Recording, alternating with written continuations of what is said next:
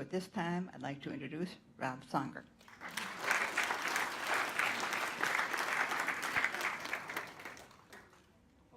Hello? Okay. I have to be careful. I have to be careful with you guys because I've already been hit up several times about commitments that I made last time I was here. Like about, where's Ron? Yeah, Ron here. Where is he? He was here. Anyways, he said, hey, you promised us a shuttle. Like I make shuttles? I don't make shuttles. I don't make cars, I don't make buses, I don't make shuttles, okay? I make the technology, but somehow I got roped into, I owe Stoneridge Creek a shuttle. So, but I will give you an update on that, all right? So, thank you very much. Thank you very much for having me. In fact, this is my third time here, and one of the reasons I come here is because you guys care. You guys care about this subject. Right? This is one of the reasons we work on self-driving cars and artificial intelligence is because we want to prevent 3,000 people from dying a day. That's how many people die every day related to human drivers, and it's getting worse because people text now. So the driving is getting much, much worse. More people are dying. Self-driving cars is a solution to it, and it relieves stress, and you can let the car drive. So, and then the second thing, of course, is that if you're, for whatever reason, losing your license, then this is a promise of freedom and mobility. And you guys are an audience that cares about this. And that's one of the reasons I like to come, because sometimes people ask questions and you can tell they're just kind of asking just to, but you guys ask questions and it feels like it comes from the heart. So I'm always interested to come back and talk to you folks. Now, since last time I was here, I think last time I showed you a demo of the deep neural network, the artificial intelligence that's inside my Tesla Model S. Since that time, I think there are now 3 Tesla cars here at Stoneridge Creek. Is that right? And Jim is flying the colors. He's got his Tesla hat on. Do you want to present? I mean, I can just say it. I mean, he got his car. I showed up when you got the car, and then he just asked me questions nonstop for 4 or 5 hours. So you can present if you like, and I can sit. Do you want to switch? No. Okay. All right. Well, let's get started. I have some things to show you. I'm going to give you an update on what's new. Okay. So I'll try not to. How many of you were not here for my last one? Wow. All right. We're going to have to start over. We'll start from the beginning. Okay. What does AI stand for? All right, that's all you need to know. We'll go. So I'm going to start. I'll show you a short video. The video is just an update on things that we're doing right now with AI. All right, just AI, we're in the middle of an industrial revolution. This is the 4th industrial revolution. And what that means is that everything changes. That's what an industrial revolution means. Everything changes. Your home will change, your phone changes, your car changes, transportation changes, industry changes, factories change, language, communication, medicine, health, everything. That's what artificial intelligence is doing it. You are using artificial intelligence right now. How many of you people have Alexa?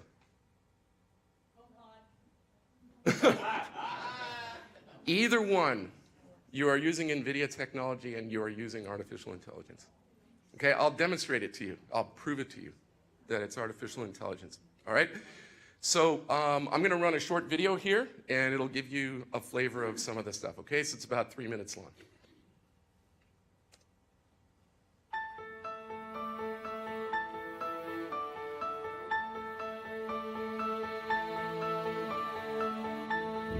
I am a visionary. Seeing cars, people, roads, and the world around me. Constantly aware of my surroundings in the dark, the rain. I am a learner. Giving robots the skills to perform human tasks. And mastering the art of driving by watching others. I am a protector, watching out for your safety. Caution. Just a moment. All clear. Even when others are not. Cross-traffic danger. All clear. I am a helper, giving you a hand when yours are full. Hello.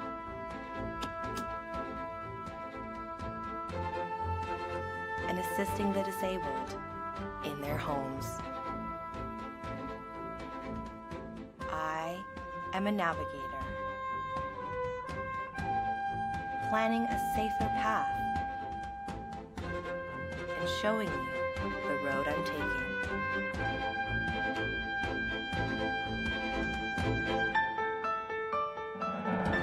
I am a creator, powering robots that make the things we need.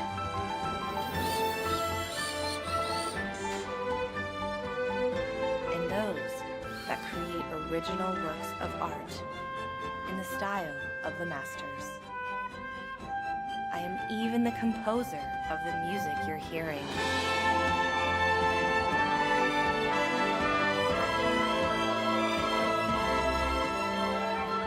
I am AI, brought to life by NVIDIA, deep learning, and brilliant minds everywhere. All right, that's just a small fraction of the things that we're working on, but just about every part of what you saw there is being used in some way in your lives right now. All right, the car that Jim owns is using deep neural network. It's detecting other cars, it detects lanes, and it detects signs and all sorts of things. And then the car was built using those robots, Fanuc robots, which get smarter. They'll figure out on their own how to do something faster. So there's lots of different applications. But either way, we live in very exciting times. Right? I've been in the computer industry now for 35 years, and this is just some of the most exciting times, at least in my career. NVIDIA started, we started as for those of you anybody know NVIDIA? Yeah? Any NVIDIA shareholders? Yeah, one of the first questions I got is, will there be a raffle for a Tesla car? And I said, I don't have extra Tesla cars. I said, okay, well, how about some NVIDIA stock? So I don't have either. Really sorry. All right, so the company, we started as a graphics company. So graphics is the art of painting something that's not real and making it look real. Okay, so when you look at special effects in a movie, you're looking at graphics that was created by NVIDIA. So, and then we are also behind the video game industry. It's one of the largest entertainment industries in the world. So that's how we started.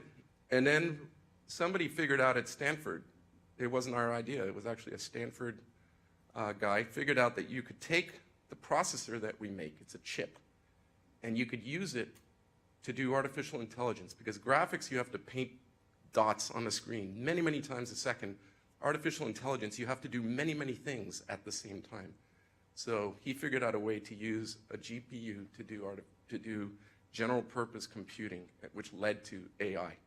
So we got into that business, and right now when you use Alexa, you're using our processors. They have a supercomputer, a data center, and that's full of NVIDIA stuff. Or if you use Google Home, the same thing, okay? And then with this technology, we're using it to do all sorts of things, and autonomous vehicles is, one of the big opportunities for us. So it's a very, very exciting time, and all of this stuff runs on something we call a GPU. I brought one, I think, last time, and I showed a chip. I showed what it actually looks like. So just imagine that I'm holding something square, okay? It's a square, black-looking thing, and it's full of transistors, okay? All right, so what I'm going to do, I'll give you an update. Even though many of you haven't come to my previous presentations, I'll give you an update anyways on just what's new. Okay, and there's one thing in particular I read all the announcements and I looked at everything that was new and I said, I bet the Stoneridge Creek folk would be interested in this. So I'll tell you about that. The number one question I've gotten from you guys in the past is, yeah, when are they available? When can I get one? Well, the question is, when can you get what? So there's lots of different flavors. So I decided what I'll do this time is I'm going to explain it. I'll explain the different kinds, okay? What you can get now and then what's coming later. There's challenges, okay? It's hard. You guys know that building a self-driving car is somewhere on the order of going to the moon. I mean, that's roughly how many people are involved. So there's probably 100,000 engineers all over the world, not just at NVIDIA, who are involved with trying to figure out, and we're developing technologies that have just never been done before. Okay, so there's a lot of stuff that has to be done. How do you test a self-driving car? So, right. Well, if you're a human, by the way, deep neural network is the term for the brain of an AI. And deep neural networks weren't learned just the way we do. So when we drive into a tree and we say, well, I won't do that again, and I'll avoid it next time. So that's they kind of work the same way. But anyways, I'm going to talk about that. How do you test a self-driving car? In the beginning, I showed you that we work on graphics, artificial intelligence, and autonomous vehicles. It turns out all three of them have to be used to do self-driving cars. So I'll explain. So in order to do that, we have to have new technologies, and then we can do questions and discussions. By the way, if you guys have questions and you just want to shout it out, that's okay. I can divert a little bit, and if there's too much, I'll say, hey, let's wait till the end. Okay? But that's what I have planned. Is that okay? It's all right? We can talk about football or something else if you like. Okay. Okay, so news this week. I looked at all the news going on, and this is one that I'm particularly happy about because I worked on this for roughly 4 years.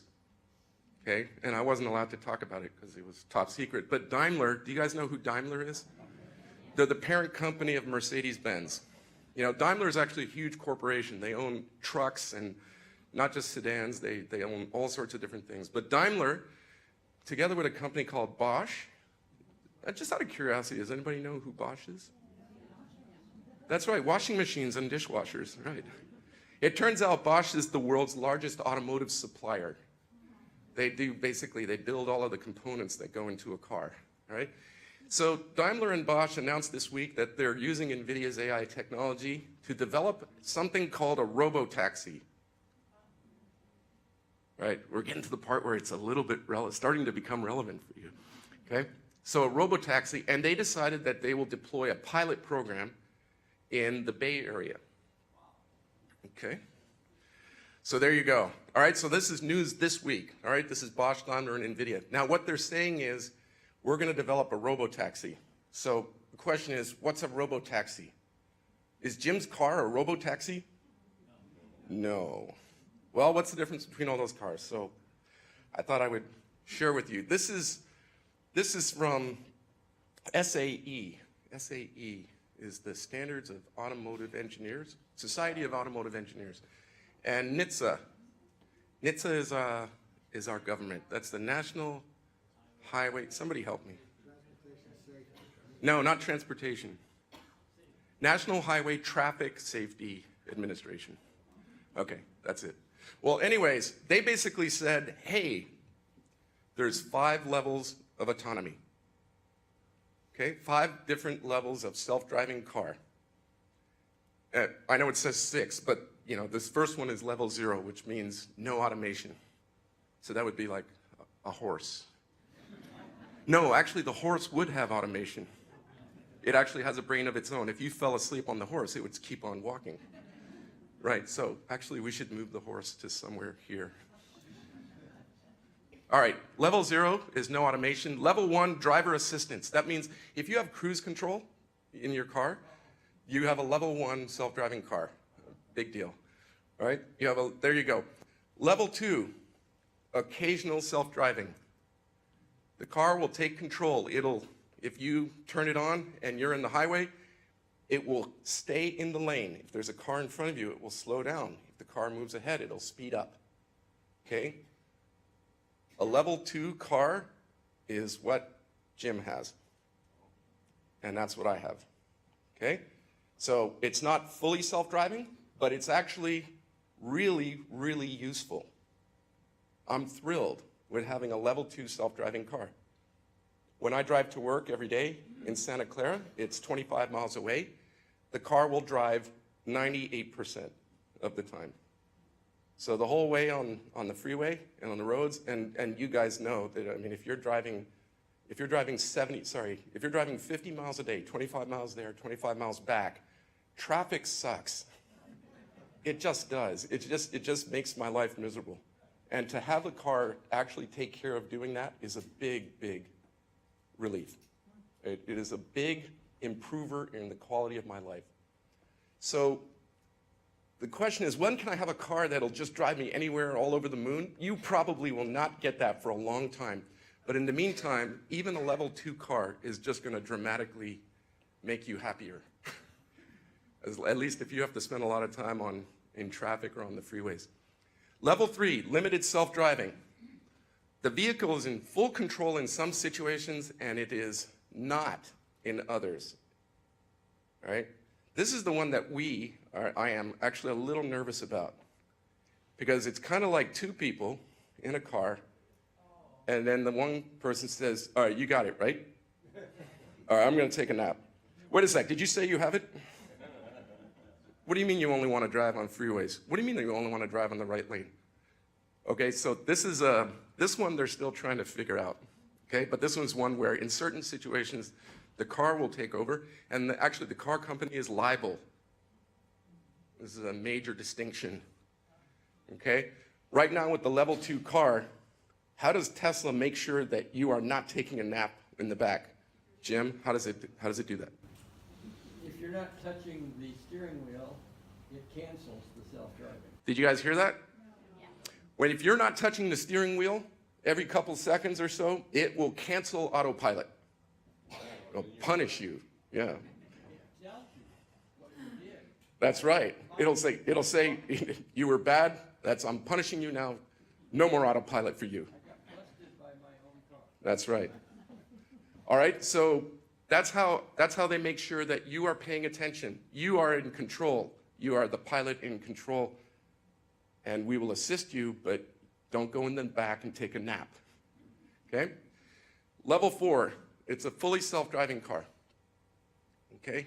It's a fully self-driving car, and it can handle multiple different types of things, and the car is able to drive on its own. And level 5, you may not even have a steering wheel. You may not even have a steering wheel or a gas pedal or a brake pedal. Okay, and then we had lunch and somebody asked the question, well, if somebody's new and they get into a self-driving car, how would they ever trust it? I would be nervous. And my response is, trust me, you'll get over it. I promise you. You guys know that you are already in level 5 vehicles. The simplest example is an elevator. You know, there used to be people that drove the elevator.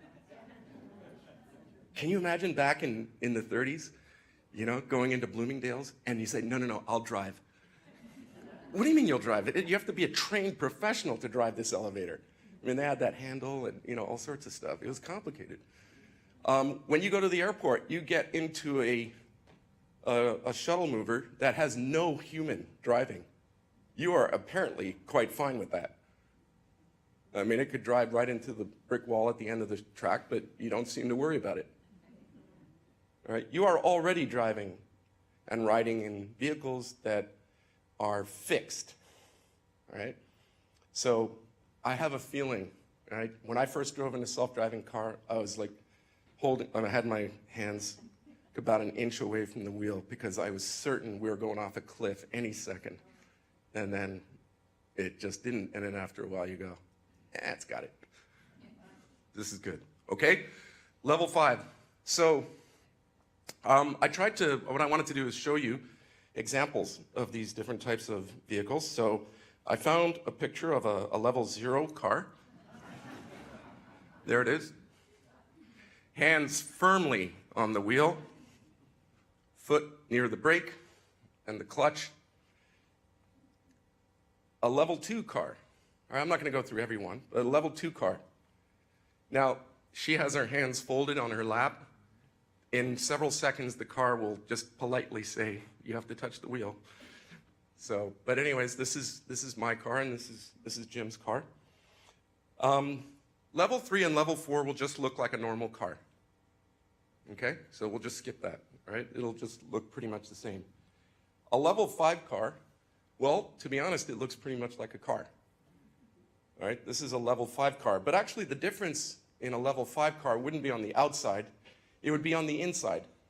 And on the inside, there's actually no reason for the seats to seat forward, right?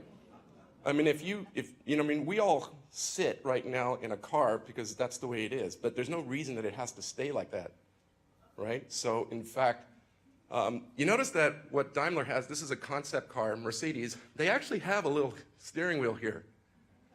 And when you first saw it, they go, oh, it's like a nostalgia item, you know? Oh, remember when you used to drive? So it's actually not true. If some people enjoy driving, I enjoy driving as long as it's not in traffic. So I might want to spin the wheel around and drive. There's a lot of self-driving car startup companies. There's a company called NIO. These are all companies that are working with NVIDIA. And they said, well, we can take this a step further. I mean, if you have a level 5 car, I mean, why not make the inside look like a living room? You know, so in fact, you know, you should be able to just, you know, recline and take a nap, or maybe do some work, you know, have a table, you can write some emails or update Facebook. So anyways, that's an example of a level 5 car. Now, please, nobody yell out, so when can I get it? I don't know. NIO says that they're going to have a car available in 2020. I'm a little skeptical, but you know, but anyways, they're working on it, okay? And there's a whole bunch of people working on it. But then I thought, what would be of more interest to you guys? And what could be here, in theory, sooner? Well, it turns out a great application of level 5 is a campus shuttle. And here's the beauty of a level 5 campus shuttle.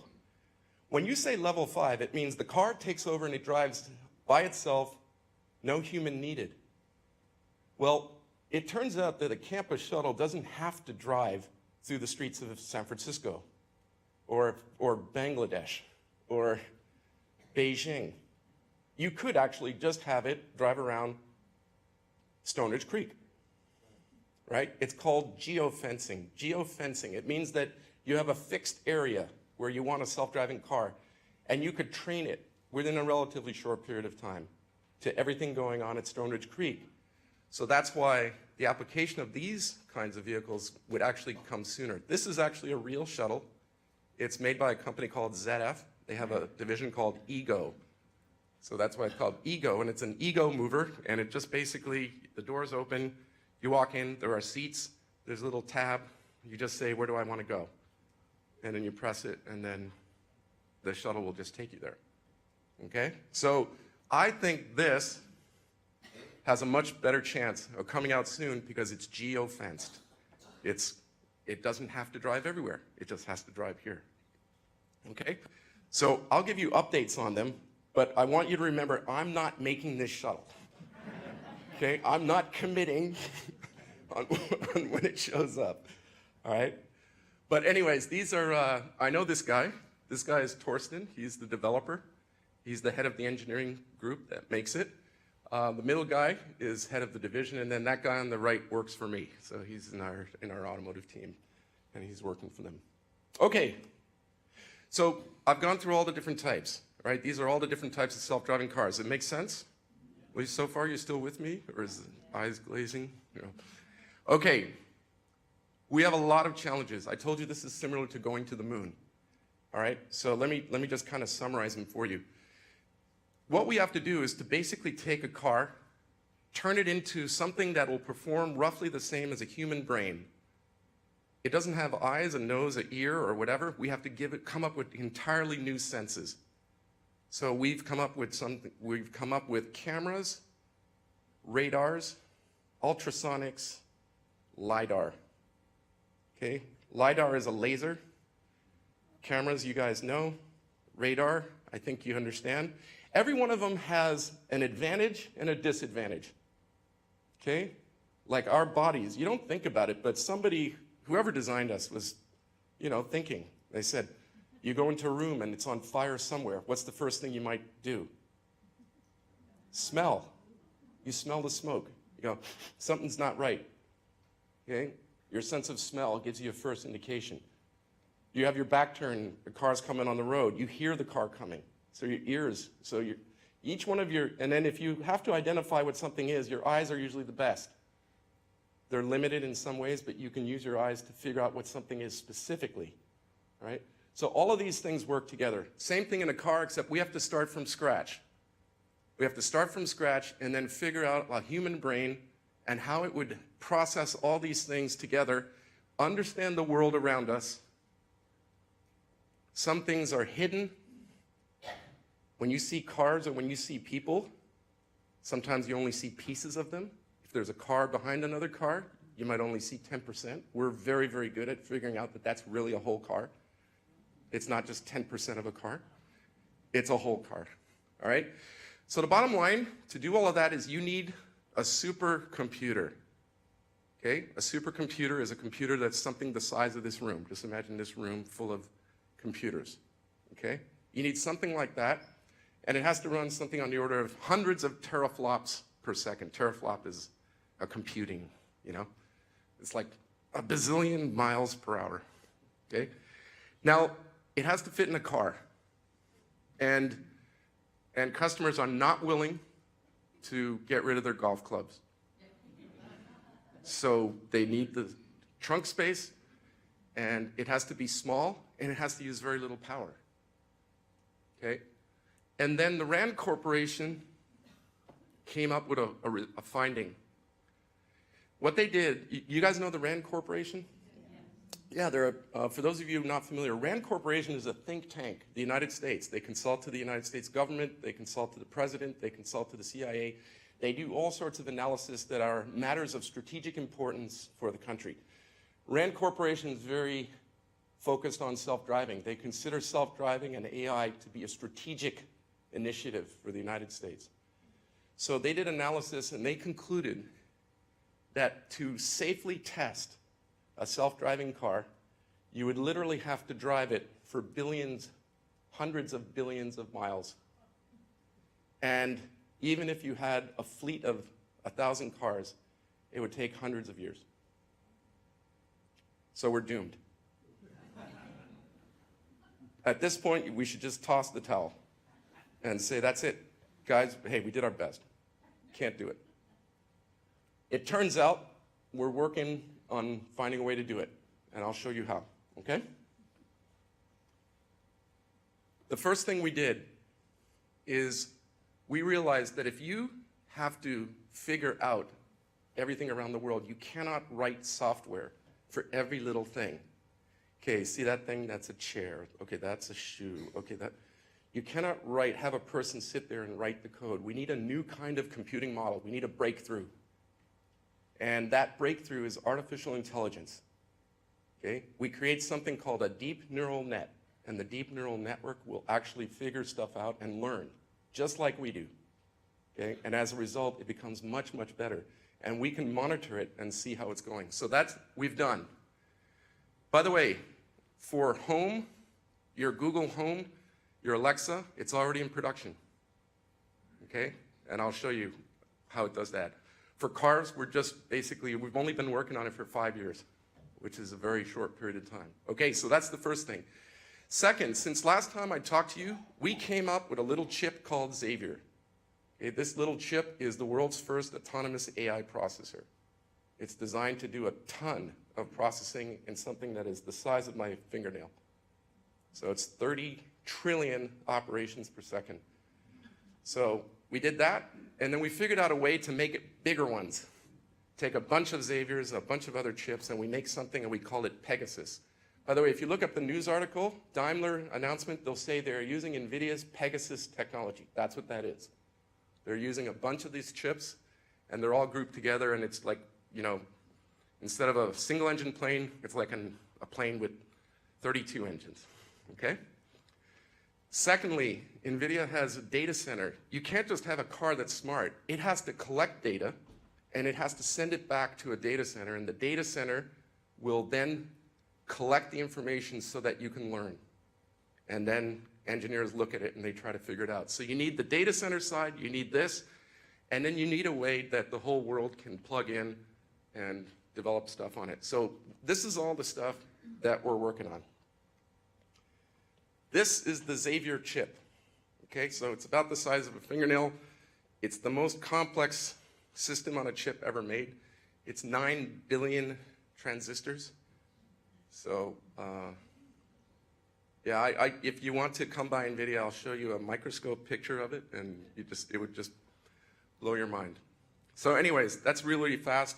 Just to give you an idea, it took 8,000 engineering years to develop that. So that's basically like it would take one engineer 8,000 years, or 8,000 engineers 1 year. Okay? And then what we did is we created this architecture so you could build computers for level 2 to level 4, and then to level 5, okay? And for level 5, Robotaxi, see we have multiple NVIDIA chips on it. This one board can do 320 trillion operations per second. Okay, so we're getting closer now. We're getting close to having the processing power that we need. But the bottom line is that if this is what the trunk of a self-driving car that's in development looks like today, you couldn't put your hand in there. Like if you open up the trunk, it's about 500 degrees. It's super hot. And there's no room for golf clubs. So basically you go from that to this. And it can fit underneath, and tuck away somewhere. So before, after. Before, after. Okay? All right. On top of all that hardware, we need software. There's a ton of software. So everything that I described earlier, like, somebody has to write a program for my eyes. Somebody has to write a program for my ear, my nose, how do you move, all that kind of stuff. So we actually, we break it up into 3 things. Number 1, the car's got to drive. You guys, just work on driving software. What do you need to do to drive? I have to detect cars. I have to detect lanes. I have to detect signs. I have to detect objects that might be in the road. Is it a brick or is it a paper bag? I have to detect cars. Is that a sedan or is it a police car? Is that a city bus or a school bus? Is that an ambulance or a van? The answers to those questions lead to very different decisions for all of us when we're driving, right? We don't even think about it. When we drive, we just go, well, let me see. It's got 4 wheels. It kind of looks like a rectangle. I'm going to say it's not an airplane. And then, we just decide it. So we have to figure all that stuff out, and we do that for driving. We have a separate, remember I mentioned graphics? We do something called augmented reality. We're using augmented reality graphics, and I'll show you how we're doing that, okay? So I don't want to spoil that. Secondly, we have a whole bunch of AIs that are in the cockpit. They're not involved in driving. They're there just to help you, okay? And I'll show you what that is. So for example, I'll show you the video, but you saw the video where Janine, she works at NVIDIA, she's got her hands full with bags, and then she comes up to the back of the car, and then the car camera looks at her, identifies her face, and just opens the trunk. Okay, so that's an example of, different types of things that we would have. So that's cockpit software, augmented reality, driving software. It's a whole bunch of different stuff. Okay? So what I'll do is I'll just kind of show you a little bit of each. So this is the driving software. This is many, many AIs. They're all working together. And the goal is to go and drive the car. So let me just give you a flavor. I mentioned lanes, signs, lights. He has to be able to look all around. Radar. Radar is really good for saying there's something way up ahead. I have no idea what it is, but I know there's something there. LiDAR, I'm looking all around. There's a landmark, there's a bridge, there's a building, and then all the different things that we're doing, okay? And all of this software runs on top of our computer. So I'm going to show you everything that I had there. I'm going to show you in this video, and you get a chance, and just try and look at all the things that we're doing. Anything with a box around it, any lines, any colors, that means that we're doing some kind of processing to try to figure out what's going on in the world, okay?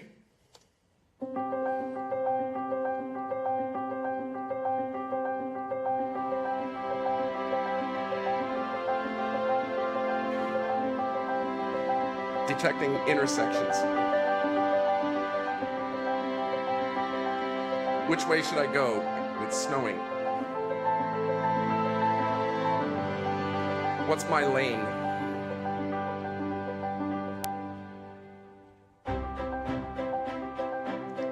Where am I? What's around me?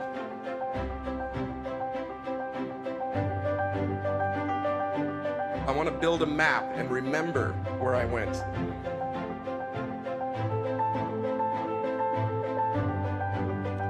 Texting, stop it. The driver's sleepy.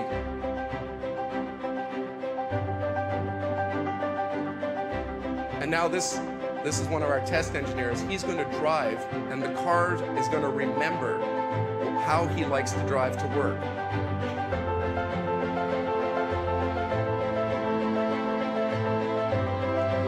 This is leaving NVIDIA.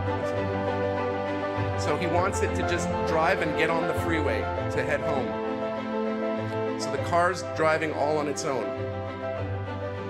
He has his hands like that just because he's supposed to for safety.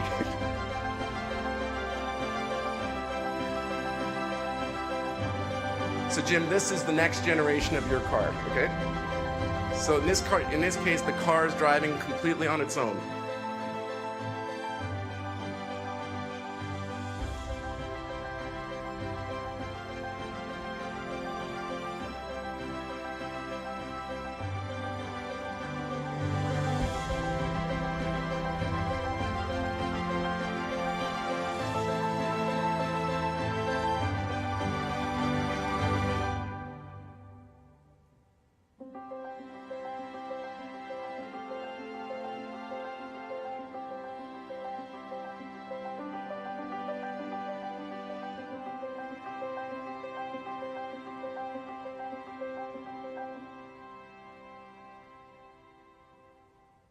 Isn't that awesome?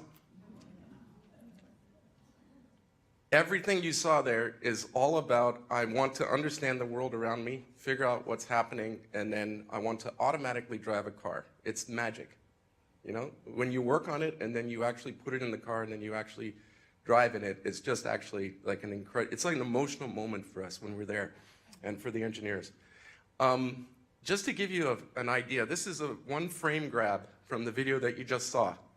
Okay, this is the Drive AV software. AV stands for autonomous vehicle. We call it an AV, right? We always abbreviate everything. So, so what we're doing is we're not just detecting a car, but you notice all the little numbers and everything? You know, we'll actually say, how far away is it? Is it going away or coming towards us?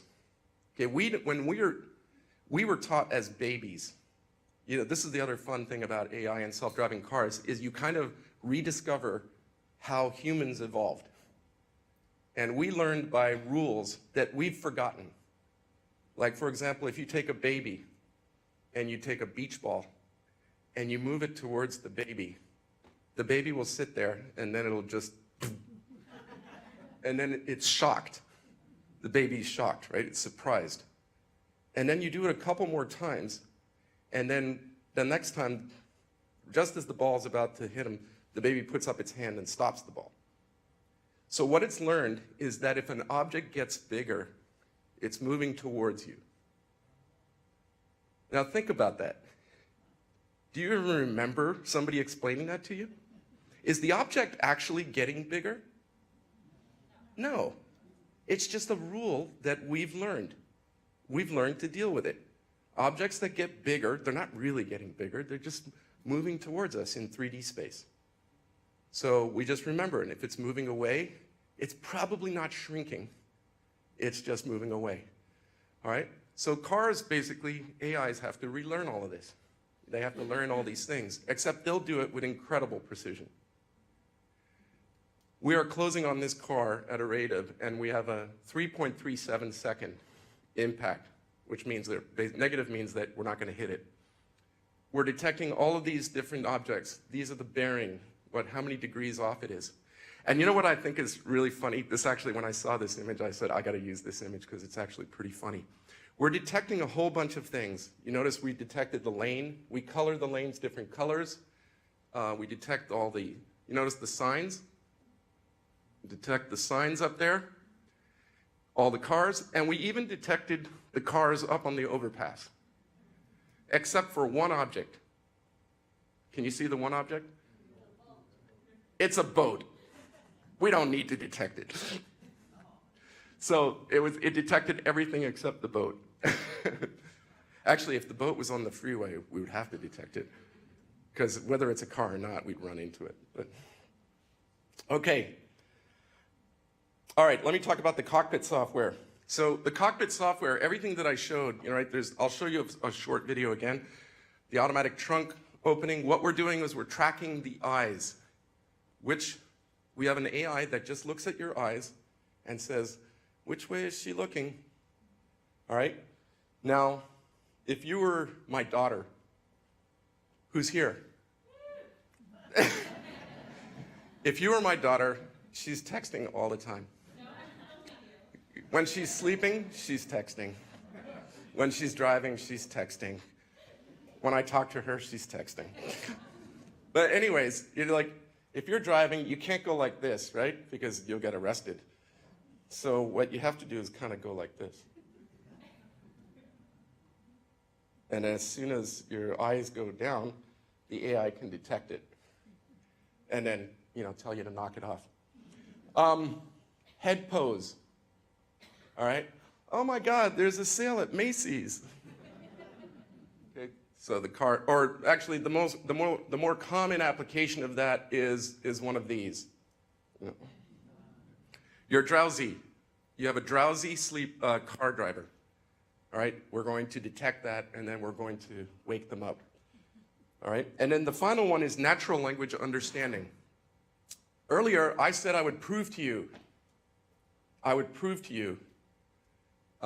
that there's AI behind Alexa and Google Home. Now, I don't have Alexa here, so I have Alexa at home, so what I did is I recorded something, okay? But let me try something.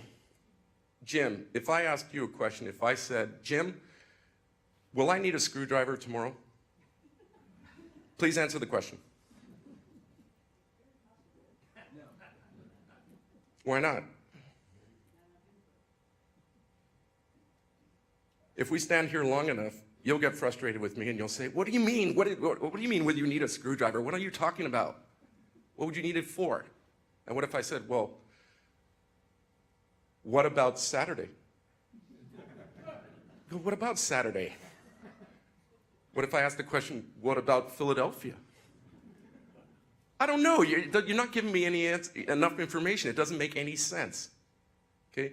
But there's lots of ways that we talk naturally where context matters. Even if our language is imprecise, context matters. And we've learned over time how to handle that situation. Alexa does exactly the same thing now. Because if you asked any of those questions to a computer, the computer would say, I have no idea what you're talking about. You're an idiot. Those are incomplete questions. But Alexa is an AI, and as a result, it can figure it out. So I asked Alexa some questions this morning. I'm going to try this, all right? I'm going to try running it off my phone, and I'll stick the microphone up, and hopefully you can hear it, okay? All right, let me try this. Alexa, will I need an umbrella tomorrow? No rain is expected in Pleasanton tomorrow. Alexa, what about Saturday? Here's the forecast for Saturday, July 21st in Pleasanton. Look for mostly sunny weather, with a high of 88 degrees and a low of 63 degrees. Alexa, what about Philadelphia? Here's the forecast for Saturday, July 21st in Philadelphia, Pennsylvania. Look for thunderstorms, with a high of 79 degrees and a low of 67 degrees. Did you guys hear that? Alexa, will I need an umbrella tomorrow? Now, if I asked you, will I need a screwdriver tomorrow? You said, I have no idea, Rob. I don't know what you're talking about. Will I need an umbrella tomorrow? That's context, right? The only way you know that is through experience. Because you've lived your lives, and you've gone through this scenario enough time when somebody, you know, we do it all the time. It's just the way that we talk to each other. You know, I go, hey, Mom, what's up? If you ask a computer what's up, they're going to say, well, NVIDIA stock price. The sky is also up, unless you're hanging upside down. You know, so you say, what's up? What's up? That's a natural language. You're not literally trying to answer the question. You're trying to answer what the meaning of the question. And AI figures that out. So enough people asked Alexa, will I need an umbrella tomorrow? That it on its own figured out that that means, is it going to rain? What about Saturday? Okay, now what about Saturday is a question that doesn't make sense unless you go back in time. Let's see, that's a stupid question. Let me rewind. What were we just talking about? We were talking about, is it an umbrella, which meant rain. So is it going to rain? So what they're probably asking, is it going to rain on Saturday? So let me answer that question. And that's what Alexa did. What about Philadelphia? Now, you know, she came back and said, okay, well, that's another stupid question. Let me see, what were we just talking about? We were saying umbrella. Is it going to mean rain? And then we're talking about Saturday, but now Philadelphia. So he's asking, is it going to rain on Saturday in Philadelphia?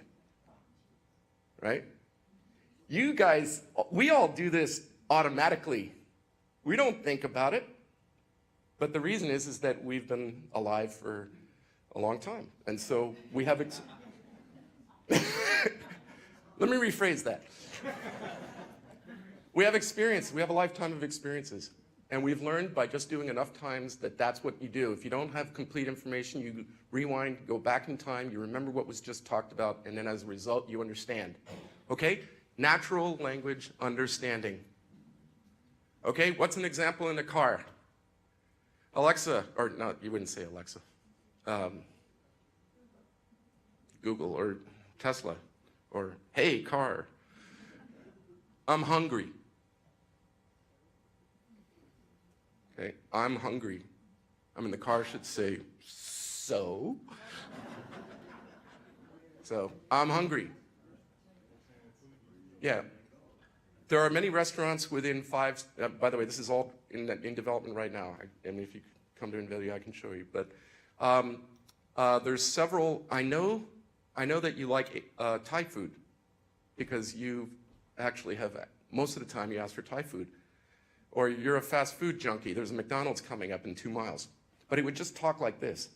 It wouldn't be like, there is a McDonald's coming. There, you know, it's not a, it would just talk naturally to you, like a human. Okay, that's the difference between speech recognition and natural language understanding. Natural language understanding uses an AI. And the AIs are in the data center. So you guys are already using it if you have Alexa and Google Home. Okay? So let's take a look. I think you saw some of the examples of it, but this is, you know, the Cockpit Software. So this is Janine. Hello. It does a face recognition on her, automatically opens the trunk.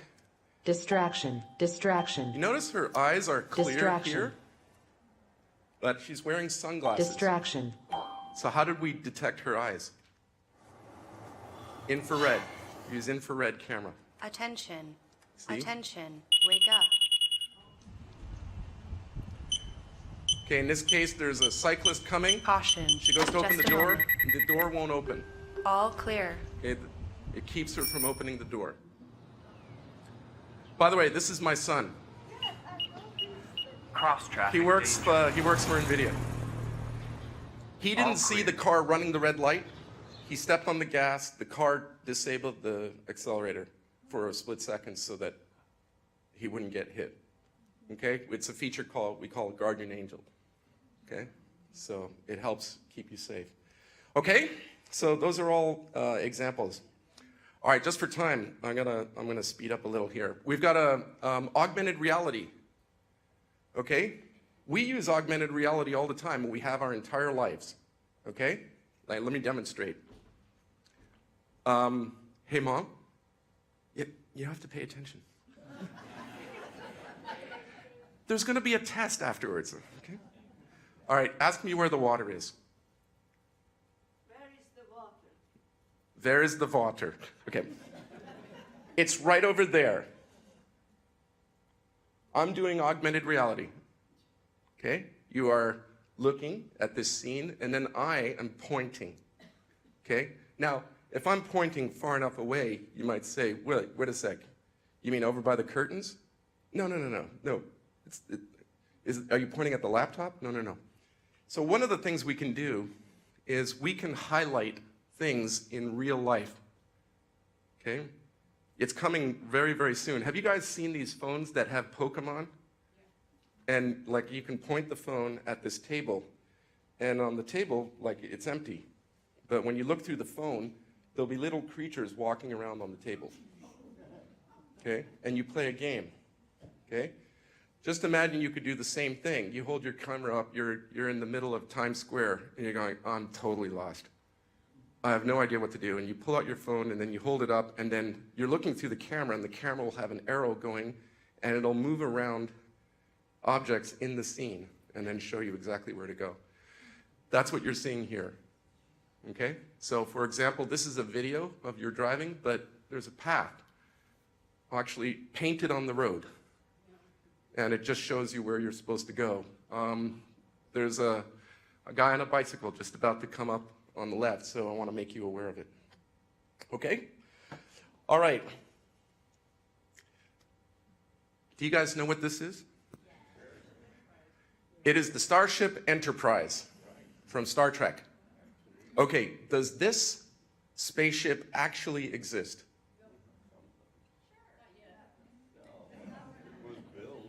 It does not exist. I hate to disappoint you guys.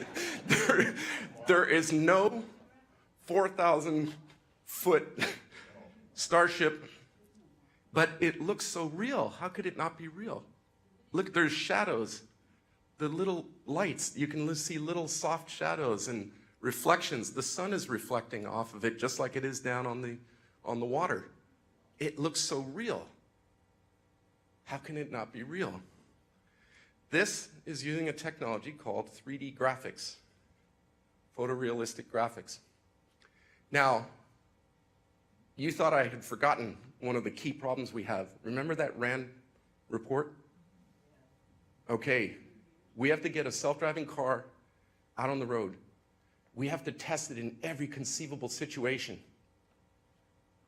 And we have to get it done within a reasonable amount of time. But it's the equivalent of driving billions of miles, and it's the equivalent of driving for hundreds of years.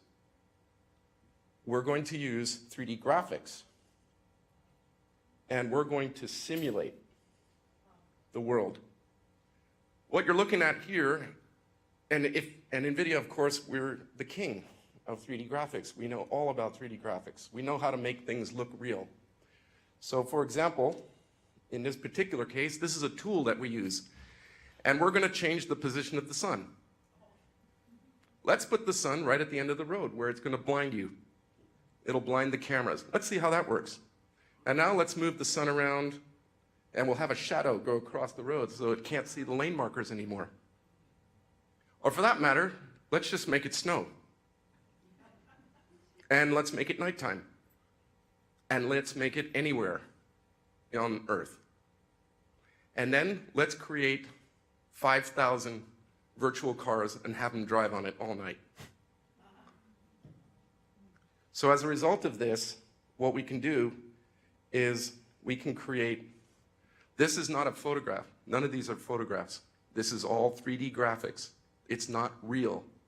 It just looks real. And what we do is we connect our car computer to this, and the car computer thinks it's in a real car. It thinks it's in the real world. And we'll have it sunny 1 second, snowing the next second, cloudy the next second, and the car just says, well, it's just a magical car. So this is what it looks like. We actually simulate the side mirrors, the rear view mirror. It's hard to see on this screen, but if you were up close and you looked at it, it's just stunning. You just go, oh my God. Like literally, we could change this, because this is graphics, we can change it into anything we want. We could change the weather, we could change anything. We could make this a giant rolling hamburger. It doesn't matter. It's 3D graphics. It's magic. We can just do whatever we want. Oh, we just made it nighttime. By the way, when it's nighttime, you notice that there is blinding. There's a glare that comes off the road. There's all sorts of things to making realistic looking graphics that are very, very hard. If you look around this room, look at all the different shadows. Look at all the subtle shadows. There's never just a line. It's dark on one side and light on the other. There's shades of light and reflections. And I can see a reflection of the light off of your glasses. And if we all take it for granted, but if you took it away, you would say something's wrong. This is not reality. All right? So this is how we're going to solve the testing and validation. We have an enormous supercomputer that we're building, and we're collecting data from all over the world. Okay, so remember, we don't just have to run cars here in Stoneridge Creek. We have to run in Beijing, and we have to run in Britain. I mean, they're not even driving on the right side of the road, for God's sakes. So. All right, I'm just going to speed up a little bit. We're using virtual reality we can actually create a car. That car doesn't exist. So we created the car, and in this case, we took a Ferrari and we modified it. And we put our software into it. And then there's an engineer, that's the engineer. And he's wearing a virtual reality headset, and he can actually get into the car that we virtually created, and he can test our software. But the car has never been built. Are you guys following me? This is crazy stuff. This is really, really crazy stuff. The closest thing, if you're a Star Trek fan, this is the equivalent of the holodeck. All right, if you watch Star Trek, this is the holodeck. You create a virtual environment, you can live in it, you can interact with it. See, he's inside the car now. That's actually our real software running. He's pointing to it, right? If he was here, he would talk to you. He would say, hey, I'm pointing at it, and that's real camera data, and then the car is reacting to it. Okay, there's one last thing I want to show you, and then I'll throw it open for questions. We have something, I've gotten this question before. Hey, what happens if something goes wrong, or the car, you have a self-driving car, but it doesn't work for whatever reason, and somebody has to, there's no steering wheel or whatever, what do you do? So one of the things we did is we used our expertise in graphics, and we came up with a virtual reality assistance remote control of a car. So again, this is graphics. So what we've done is we've created this environment, and what we do is we create a car. And then those are the real cameras inputs from a real car. All right, just imagine there's a real car somewhere. Okay? And then that's Tim. Tim works in my group, and he has a virtual reality helmet on. And look when he turns the wheel, his virtual reality car wheel moves, and that car moves. So what we've done is he's in this car. That's what he sees inside. And then that's what he sees. It looks like he's in a car, but he's not. That's the real car. And then using that, he can take control of the car and then drive it.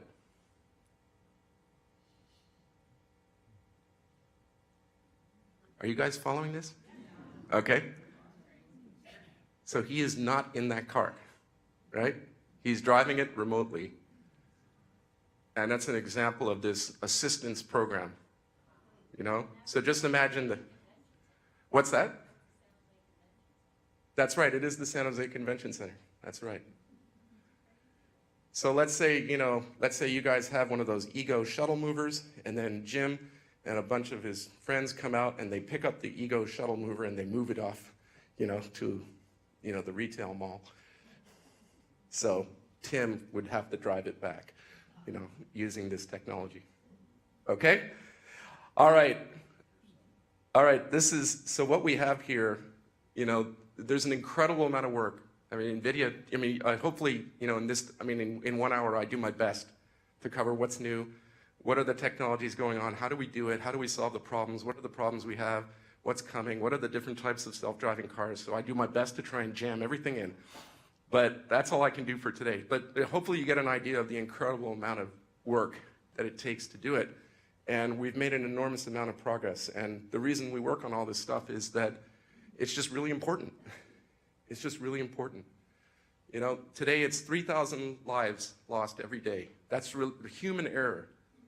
Those are, it's basically a 9/11 every day. If there's an accident with a self-driving car, CNN they'll highlight it all night long. And then, of course, they won't mention that 3,000 people died, in cars driven by humans. There's nobody yelling, hey, somebody's got to put a stop to that. It costs roughly $500 billion per year in lost productivity. You guys know that we don't need all the freeways we have. Did you know that? We waste an incredible amount of money on freeways. We actually could get by just fine with about half to 2/3 of what we have today. The reason we need so many freeways is because humans are horrible drivers. And they look at their phone, they're looking at their phone, and then, oh my God, and they slam on the brakes, and then every car stops, and then there's a traffic jam caused for no other reason. Okay? People always say, well, in 50 years, what will be different? Okay? It's funny, last summer, I got invited to present in front of the Senate. So I went to the United States Senate subcommittee on self-driving and AI. And before I went, I asked some of our engineers, I said, hey, I'm going to talk to the US Senate. I mean, if I have an opportunity to ask for anything, what should I ask for? Because that was the spirit of it. They were asking, what can the US Senate, what can the US government do to help you, NVIDIA? How do we walk the fine line between making sure we have safety, but at the same time, this is really important, and we want to do whatever we can to help you. So I asked my engineers, what should I ask them for? And these are brilliant engineers, all right? And they were sitting there, and this one guy named Urs, he says, ask them if they can remove stop signs. Yeah, and a four-way stop sign. Very ambiguous situation. Yeah, and turnarounds. Ask them to remove turnarounds. No, it's funny. Well, maybe I'm going to ask them, for, a coaster or something. But they're thinking like a computer. They're thinking like a computer car. If you think about it, if you had self-driving cars, there is actually no reason to have stoplights. There's no reason to have stop signs. And infrastructure will change. And before you say, that's too crazy, you guys know we've already gone through this. Cars weren't around forever, right? 100 years ago, 150 years ago, that we all rode around on horses. And then the first car came out, and it was horrible. It made lots of noise. It ran out of gas. It broke down all the time. And then they got a few of them running. And then enough people got them, and then they were annoyed that the horse was in the way. So they said, well, hold on a sec. Well, what are we going to do? All right, well, if you're a horse, you go to the right side of the road. And then the car will go on the left side of the road. And then if you were going, there were no lane markings. I mean, you could see somebody coming on a horse for quite a long ways away. Hey, and then you pass each other. Now you have high-speed So they had to introduce lane marker. This is your lane, you stay there, you know? Do you think they had guardrails? Do you think they had traffic lights for horses? Oh, I'm gonna try to run the yellow, you know? None of that stuff existed. Society changed, infrastructure changed, and it happened. Same thing will happen with self-driving cars. And it'll happen because it makes sense. All right? All right, lots of services. Trucking. You guys know that we have a major problem with trucking. Are you guys aware of that? You know who has a big, big problem right now is Japan. Japan, the average age of a trucker in Japan is 63. And they're roughly 75,000 truckers short.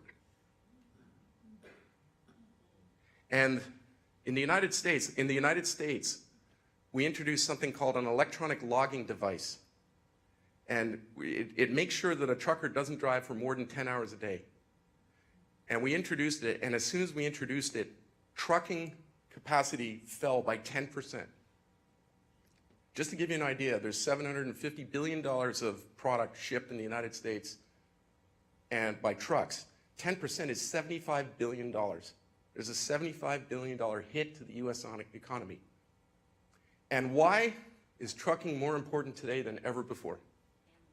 Amazon. We are in the Amazon era. I go to the mall, it's empty. I went to Best Buy, it's empty. We all shop online. And then a truck delivers it. So the trucking industry is big on the AI. And do they need level 5? Nope. Nope. Think about it. First of all, how long will it take a level 5 computer for a truck? How to get that cleared and working and everything? It's going to be a long time. It turns out they can do just fine with a level 2. The computer that's in Jim's car is just fine. Where does a trucker spend most of his time? On the freeway. And if you're on autopilot, the trucker can actually log the time as off time. So you can extend the range of the trucker. He can actually sit and relax and do paperwork or whatever. And he needs something a little higher actually than Jim's. But the impact of self-driving technology for trucking, because all of society is now transforming in the Amazon era, is really important. Okay, guys, I jammed a whole bunch of stuff in there. I apologize if it's too much, but that's basically it for today. I want to open up for any questions. I do not have a Tesla, and I do not have NVIDIA stock. What other car manufacturers does NVIDIA work with? I mean, I'm sure it's not just Tesla. I can. Am I still on? Is it a state secret? Or? I can tell you about any company that we have announced. Okay. Okay. So now I have to be careful. We have announced partnerships with Audi, Volkswagen, Volvo,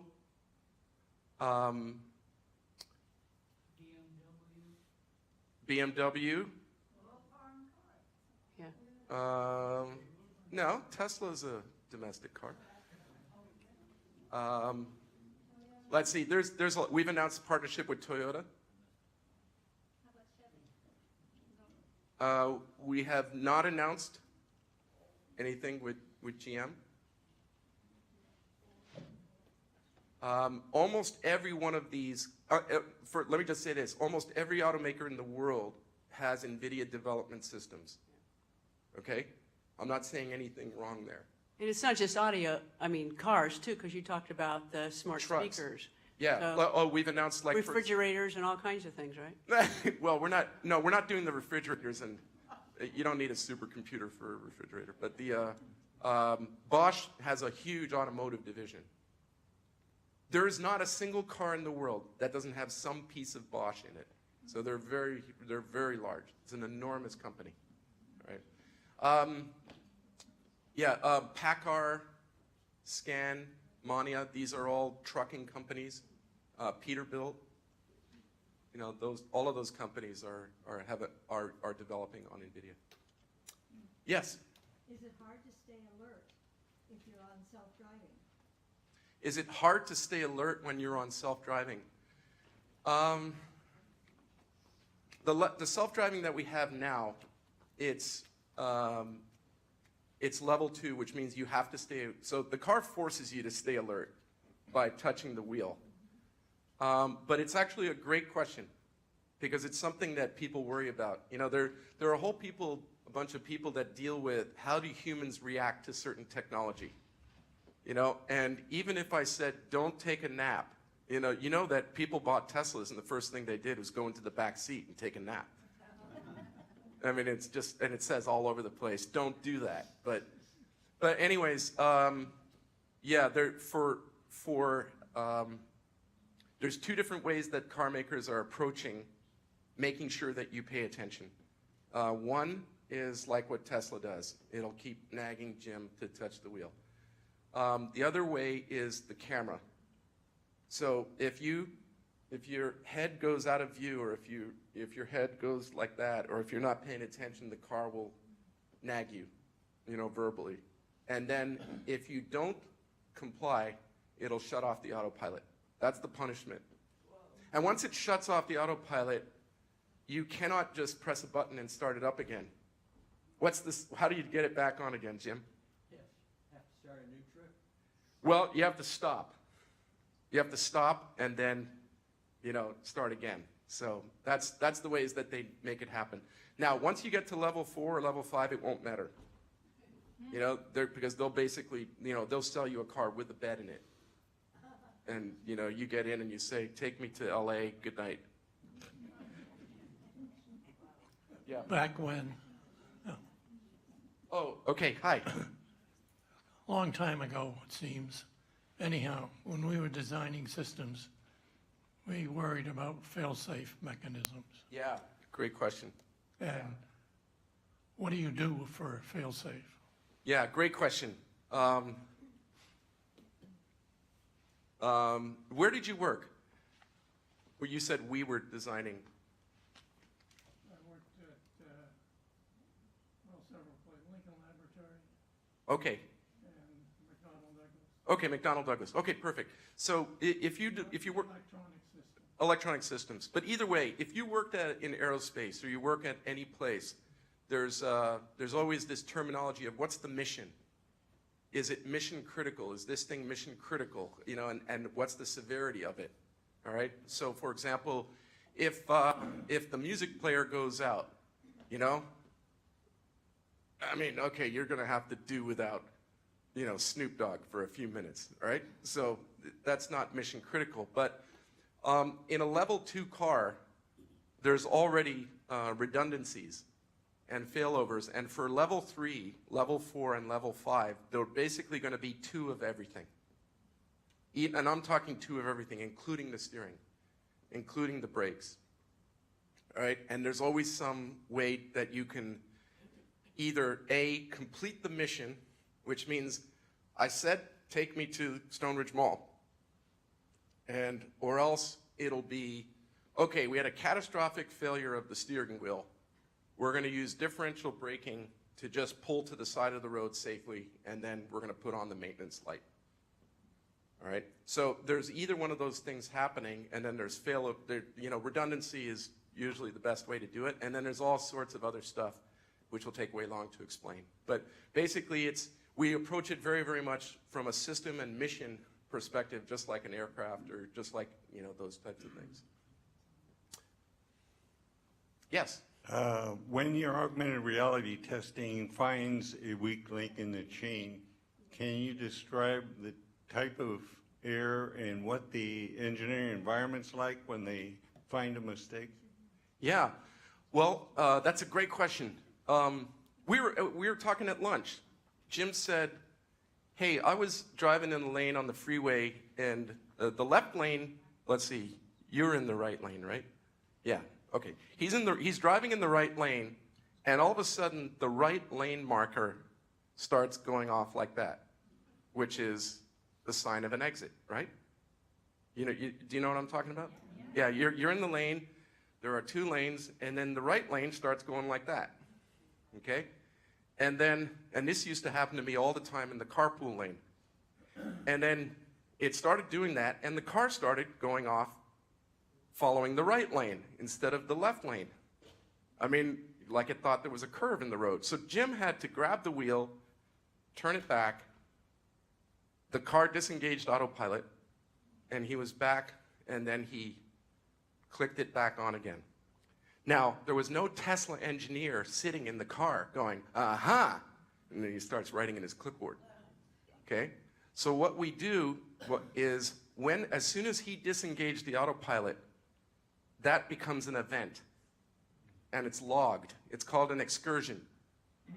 The customer disengaged the autopilot for some reason, because the car did something that the driver didn't want it to. It's called an excursion. The excursion gets logged, and the log gets uploaded back to Tesla. And then Tesla engineers are sitting there, and they're going, holy cow, there's 6,000 excursions today, all on that one thing. Guys, we got to fix this. So let's train a new deep neural network model that will somehow figure out whether it's really the road curving. By the way, guys, if you're driving down the road and the middle stripe disappears, do you pull over because you don't know what to do anymore? No. What if the right side lane disappears? You know how sometimes there's old lane markings there and they do construction and so there's lanes going this way and everywhere? Do all of you just immediately go, ah, you spin out of control and explode? No. Your brain takes over even with incomplete information just from years and years of experience, and you recognize the shape of the road, roughly, and you look at it and you say, I'm going to ignore that line and this line, and I'm going to focus on those. And you drive safely, okay? And AI has to be trained to do the same thing. So what they'll do is engineers will look at that and they'll say, there were a whole bunch of these today. We're going to train it. So they train it until it's got it down, and then they test it.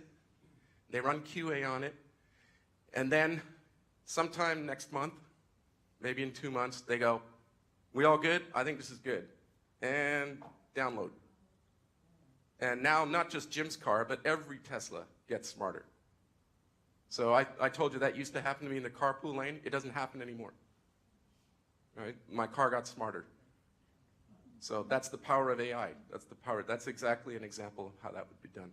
So I'm on Highway 5. And there are a lot of trucks, as you well know. Yeah. And I'm going down to LA. And I want to go 80 miles an hour, as most people do. Now, obviously, they're going in and out of trucks and so forth. But my motivation, my goal is to go 80 miles an hour. Therefore, I get down to wherever I'm going within a certain time that I've figured it out. How do we do that? So the way that the system works right now is that you would be driving on Highway 5. You'd get to 80 miles an hour. I mean, you could do it a number of ways, but what you would do is get to 80 miles an hour, and then you turn on autopilot, and there's a little, beside your speed, there's a little blue indicator. And the blue indicator tells, what would you like me to hold speed at? And then you can change that with a knob. You can change it to 75 or 80 or 85. I think you can go up to 90, you know? Okay. It's like, feel free to get a ticket. You know? It's up to you. So. Well, I want to know where the police are as well. Oh, wait. Would you like the car to also hold up a bank for you? Or, I mean, as long as we're breaking the law. I read recently, and maybe it's fake news, but that one of the things that people were concerned about with self-driving autonomous cars was being hacked. Mm-hmm. Has anything been done on that? Yes. Yeah, you guys, do you remember in 2015, there were Ron, you had to have seen these videos, come on. There's a YouTube video which shows somebody taking over a Jeep Cherokee. Do you guys remember that? And the guys on the phone, they actually hired this guy, and he says, okay, I'm going to turn on your radio now. Okay, I'm going to turn on your windshield wipers. And he goes, okay, are you driving slow? And he said, well, no. He goes, well, slow down, slow down. I'm going to turn off your steering and your brakes. And so he turned it off, and then the car very slowly rolled into the ditch. That's pretty scary, isn't it? Okay. Now, how did that happen? It's a scary scenario, right? So there's bad news and good news. Here's the bad news. If you're using a computer in your car, then it can theoretically be hacked. Here's the good news. This is not the world's first computer. There's lots of... Do you guys remember when the internet first came out?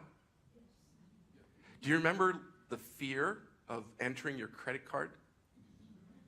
I mean, it can be hacked. They could steal your number and buy lots of Pez dispensers, and you would be charged for them. And and you notice that today we don't seem to mind as much. Now, it doesn't mean that, hacking is like any tool in the world. When the person first invented the first hammer, and they said, hey, we can use this hammer to drive nails and you can build a house. All right, there was equally somebody that found out, hey, I can take this and hit Jim on the head with it.